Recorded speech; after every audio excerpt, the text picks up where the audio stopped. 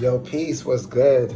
It's Cory Green, co-founder, How Our Lives Link All Together, and Healing Justice organizer with How Our Lives Link All Together. I'm back with another edition of Dr. Cory's Dialogue. I just want to say sorry that the live got lost, so I was able to redo the live and post it to YouTube. So check out part 2 of the 4-part series of Dr. Cory Dialogues right here on YouTube.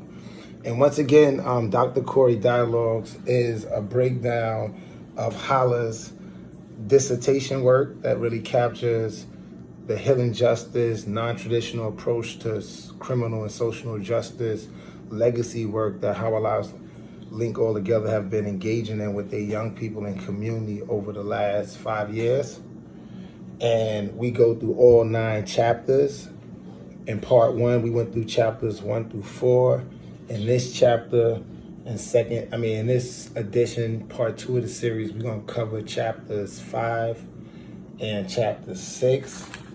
The last 4 chapters of the dissertation, chapter 4 through 8, are the findings chapters. And there's 6 major findings in the whole dissertation.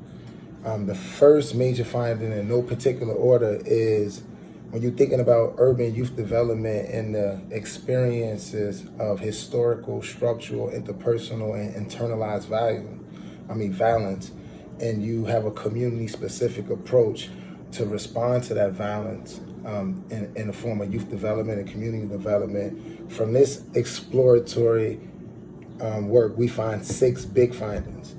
And the first one is that wisdom from ancestors and elders are important to sustain community/youth development and healing. The second thing we find is that journeying, is important. Youth in their community learning that they have the ability to heal with each other and with each other over time. The third big finding is grassroots / community-specific rituals for survival and healing. So we learned that there's certain pedagogies, political education, rituals, practices that come from community, that come from the grassroots, that are really important for youth development in the terms of surviving and in the terms of healing. Number 4, a really important one, the art of cultivating vulnerability as emotional knowledge.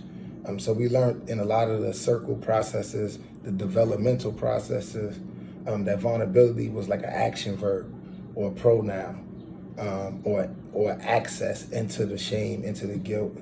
So we're gonna learn some about that in chapter 5 and chapter 6.